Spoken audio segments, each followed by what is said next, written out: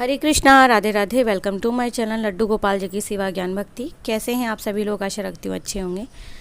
तो सावन का महीना और कृष्ण पक्ष की एकादशी कामिका एकादशी, आज हम इस एकादशी के बारे में जानेंगे। तो एकादशी के दिन भगवान विष्णु की पूजा की जाती है। तो एकादशी पड़ रही है 24 जुलाई को, यानी कि कल। एकादशी व्रत में आप सभी जानते हैं भगवान को आप चाहें तो पीले रंग के वस्त्र अर्पित करें, पीले रंग के फूल अर्पित करें या पीले रंग की कोई भी मिठाई अर्पित करें, विशेष फल प्राप्ति होती है। तो कामिका एकादशी का जो व्रत है ये श्रावण में पड़ता है। तो कल एकादशी का व्रत है। ऐसा भी माना जाता है कि एकादशी का व्रत रखने से सभी देवी देवताओं की पूजा करने का फल प्राप्त होता है, ऐसा माना जाता है। तो कामिका एकादशी जो पड़ रही है रविवार को पड़ रही है इस बार, और सुबह 11:27 से शुरू हो जाएगी। तो और एकादशी की तिथि जो समाप्त हो रही ना, वो 24 जुलाई को शाम को 1:45 पर समाप्त हो जाएगी। ठीक है। तो पारण का समय हम जान लेते हैं कि 25 जुलाई को पारण का समय है सुबह 6:02 से 8:39 तक। अब हम इसका महत्व जानते हैं कि एकादशी, ये जो एकादशी है जिन भगवान विष्णु के उपेंद्र रूप की पूजा की जाती है, और ये जो एकादशी है इसीलिए ख़ास होती है क्योंकि ये सावन के महीने में आती है, सबसे पहली बात तो। और आप चाहें कि ऐसा नहीं है कि भगवान विष्णु के उपासक है तो आप भगवान शंकर की पूजा नहीं कर सकते, विशेष फल मिलता है। तो अभी श्रावण में क्योंकि सारा जो कार्यभार है भगवान विष्णु तो योग निद्रा में चले जाते हैं, तो भगवान शंकर संभालते हैं, तो शंकर भगवान की पूजा भी आप कर सकते हो। और एकादशी का व्रत करने से कहते हैं कि 1000 गौदान जितना फल प्राप्त होता है, तो अवश्य करें। अब हम कामिका एकादशी की जो पूजा की विधि है वो जान लेते हैं। सबसे पहले सुबह में जल्दी आपको उठना है, स्नान आदि से निवृत्त होना है, फिर भगवान की जहाँ भी पूजा के स्थान है उसे पवित्र करना है। पाटा वगैरह जो आपको रखना है उस पर पीले रंग का कपड़ा बिछाए, भगवान जी को वहाँ पे विराजित करें। फूल पंचामृत से स्नान करवाएं, फूल तुलसी दल और उन्हें आप भोग अर्पित करें, चंदन का टीका लगाएं। जिस तरह से आप पूजा करते हैं, मीन्स भगवान कृष्ण का या भगवान विष्णु के मंत्रों का आप जाप कर सकते हो। और शाम के समय आप तुलसी में दीपक ज़रूर से जलाएं। भले तुलसी में जल नहीं डाला जाता, लेकिन तुलसी में दीपक जला सकते हो, पूजा कर सकते हो, कोई परेशानी नहीं है। भगवान विष्णु को भोग में तुलसी अर्पित करना ज़रूरी होता है, तो वो ना भूलें। तो हमने जान लिया कि एकादशी कब पड़ रही है और क्या करना है। आप एकादशी के दिन की बात हो या एकादशी के एक दिन पहले, सात्विक भोजन ही हमें लेना है। मन में ज़्यादा से ज़्यादा भगवान विष्णु या श्री कृष्ण का जाप करना है।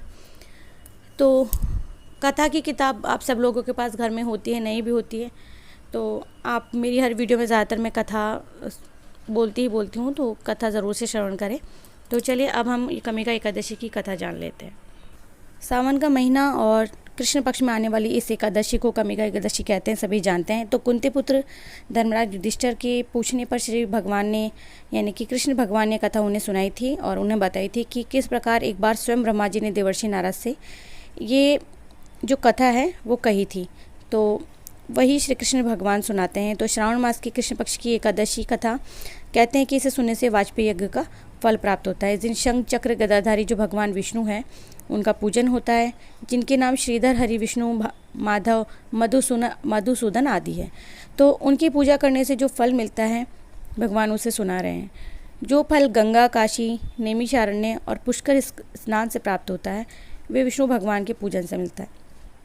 जो फल सूर्य और चंद्र ग्रहण पर कुरुक्षेत्र और काशी में स्नान करने से मिलता है, समुद्र वन सहित पृथ्वी दान करने से मिलता है, सिंह राशि के बृहस्पति में गोदावरी और गंडकी नदी के स्नान से प्राप्त होता है, वह भगवान विष्णु के पूजन से प्राप्त होता है। तो जो मनुष्य श्रावण में भगवान का पूजन करते हैं उनसे देवता, गंधर्व और सूर्य आदि सब पूजित हो जाते हैं। अतः यानी कि सारे पापों से जो डरने वाले मनुष्य हैं उनको कामिका एकादशी व्रत का ज़रूर से पूजा करनी चाहिए, भगवान विष्णु का यानी कि पूजन ज़रूर से करना चाहिए, व्रत करना चाहिए, कथा सुननी चाहिए। कहते हैं कि अश्वमेध करने बराबर उन्हें फल प्राप्त होता है। पाप रूपी अगर कोई कीचड़ में फंसा हुआ है, संसार रूपी समुद्र में फंसा है, मनुष्य के लिए, ऐसे मनुष्यों के लिए इस एकादशी व्रत का जो पूजन है बहुत अत्यंत आवश्यक होता है। तो ऐसे कहते हैं कि इससे बढ़कर पापों के नाशों का और कोई उपाय नहीं है, तो कमिका एकादशी का व्रत ज़रूर करें। अतः स्वयं भगवान ने ये भी कहा है कि कमिका व्रत से जीव कुयोनि को प्राप्त नहीं होता। जो मनुष्य इस एकादशी के दिन भक्तिपूर्वक तुलसी दल भगवान विष्णु को अर्पित करता है, वे संसार के समस्त पापों से दूर रहते हैं। तो विष्णु भगवान रत्न, मोती, मणि, आभूषण आदि से इतने प्रसन्न नहीं होते जितने तुलसी दल से प्रसन्न होते हैं। तो तुलसी दल पूजन का फल 4 भार चांदी और 1 भार स्वर्ण के बराबर होता है। ब्रह्मा जी ये भी कहते हैं कि हे नारद, मैं स्वयं भगवान की अति प्रिय तुलसी को सदैव नमस्कार करता हूँ और तुलसी के पौधे को सींचने से मनुष्य की सब यातनाएं नष्ट हो जाती हैं। तो कहते हैं कि दर्शन मात्र से सब पाप नष्ट हो जाते हैं, स्पर्श मात्र से मनुष्य पवित्र हो जाता है। तो कमिका एकादशी के बारे में एक अन्य कथा के अनुसार ये भी बताया गया है कि प्राचीन काल में किसी गाँव में एक ठाकुर जी थे, और जो ठाकुर जी थे, क्रोधी ठाकुर का एक ब्राह्मण से झगड़ा हो गया था, और क्रोध में आकर ठाकुर से ब्राह्मण का खून हो जाता है। तो अपराध की क्षमा याचना हेतु ब्राह्मण की क्रिया उन्होंने जानी चाहिए, परंतु पीड़ितों ने उन्हें क्रिया में शामिल होने से मना कर दिया और वह ब्रह्म हत्या का दोषी बन गया। यानी कि परिणाम स्वरूप ब्राह्मणों ने भोजन करने से इनकार कर दिया। तब उन्होंने एक मुनि से निवेदन किया कि हे भगवान, मेरा पाप कैसे दूर होगा। तो मुनि ने उसे कमिका एकादशी के व्रत के बारे में बताया, उसे करने की प्रेरणा दी। ठाकुर ने वैसा ही किया जैसा मुनि ने उसे करने को कहा था। रात में भगवान की प्रतिमा के पास शयन कर रहा था, तभी सपने में प्रभु दर्शन देकर पापों को दूर करने के लिए उसे क्षमादान देते हैं। और कमिका एकादशी की रात्रि को दीपदान तथा जागरण के फल का महात्म्य में चित्रगुप्त भी नहीं कह सकते। तो जो इस एकादशी को रात्रि को भगवान के मंदिर में दीपक जलाते हैं ना, उनके पितर स्वर्ग लोक में अमृत पान करते हैं, ऐसा कहा जाता है। तथा जो घी या तेल का दीपक जलाते हैं, 100 करोड़ दीपकों से प्रकाशित होकर सूर्य लोक को जाते हैं। अतः कमिका एकादशी व्रत का जो महात्म्य है, जो भी कोई इसे श्रद्धा से सुनता है, पढ़ता है, मनुष्य सभी पापों से मुक्त होकर विष्णु लोक को प्राप्त हो जाता है। ब्रह्म हत्या, भ्रूण हत्या या कोई भी किसी भी प्रकार का पाप हो, उसे नष्ट करने वाली ये कमिका एकादशी का व्रत मनुष्य को यत्न के साथ करना चाहिए, श्रवण करना चाहिए कथा का। और एकादशी की जो कथा है ना, वो वाजपेयी यज्ञ का फल देने वाली है, तो कथा का श्रवण अवश्य करना चाहिए। तो ये थी कमिका एकादशी की कथा और मातम्य। और आप लोगों को ये कथा और मातम्य कैसे लगे ज़रूर से बताइएगा। बाकी जो पूजा है, मैंने आपको बताया प्रत्येक एकादशी पर जिस प्रकार से हम भगवान विष्णु की पूजा करते हैं, उसी प्रकार से हमें भगवान विष्णु की पूजा करनी है। और तुलसी दल एक दिन पहले ही तोड़कर रख लेना चाहिए, ये बिल्कुल ना भूलें। तो आशा करती हूँ कि आपको ये वीडियो पसंद आएगा।